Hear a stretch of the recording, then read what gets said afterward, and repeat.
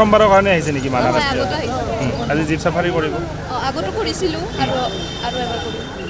আপোনালোকে আহক এবাৰ চাই যাওক সেইটোৱে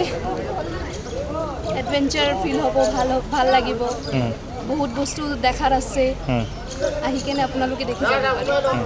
সেইটোৱে একচুৱেলি এক্সপেক্টেশ্যন আমাৰ আছিলে পৰ্যটকৰ ভিৰ আমি আচলতে সক্ষমেই নাছিলোঁ 12টাৰ পৰা 2টাৰ মাজত মানে গাড়ীৰ যথেষ্ট অভাৱ আছিল আৰু টোটেল আজিৰ যদি কম 350 ট্ৰিপ জীপ চাফাৰী আজিৰ দিনত হ'ল আৰু আশা কৰোঁ যদি এনেকুৱা দিন আৰু প্ৰতিটো মাহতে হয় আমাৰ যিখিনি পৰ্যটকৰ লগত জড়িত থকা ব্যক্তি সেইসকলকে ইকনমিকেলি অলপমান মানে ভাল ফল পাব আশা কৰোঁ আগন্তুক দিনত এনেকুৱা দেখা পাম চাইটিঙৰ ক্ষেত্ৰত মানাছত যোৱা বছৰৰ তুলনাত যথেষ্ট ভাল ৰয়েল বেংগল টাইগাৰ প্ৰায় সপ্তাহত 2-3বাৰ চাইটিং হৈছে তাৰপিছত মাৰ্বল কেট চাইটিং হৈছে লিপাৰ্ড কেট চাইটিং হৈছে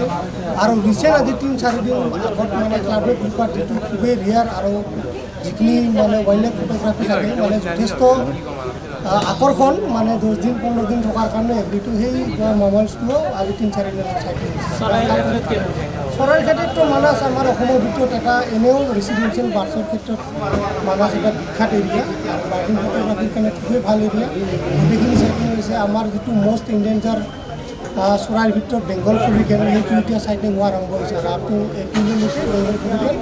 যিবিলাকে চাব বিচাৰে পৰ্যটকৰ সংখ্যা বৃদ্ধি পাইছে যথেষ্ট আৰু এই বছৰ বিদেশী পৰ্যটকৰ সংখ্যাও যথেষ্ট বৃদ্ধি দিছে গম পাইছে ছ'চিয়েল মিডিয়াত আৰু আশা কৰোঁ এনেকৈ যদি মানে electronic media print media social media যিখিনি কাম কৰি জড়িত ব্যক্তি কাম কৰি আছে আগন্তুক দিনত আমি মানাসক কাজিৰঙাৰ লেভেলত আগবাঢ়িব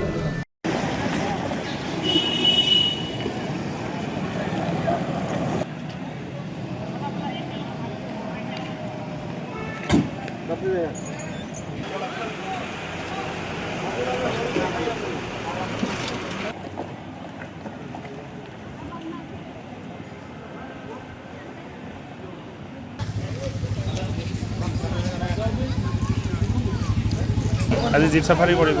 আগতো কৰিছিলোঁ আৰু এবাৰ কৰিম ভূটান যাব নেকি চাওঁ যদি সময় হয় তেনেহ'লে যাম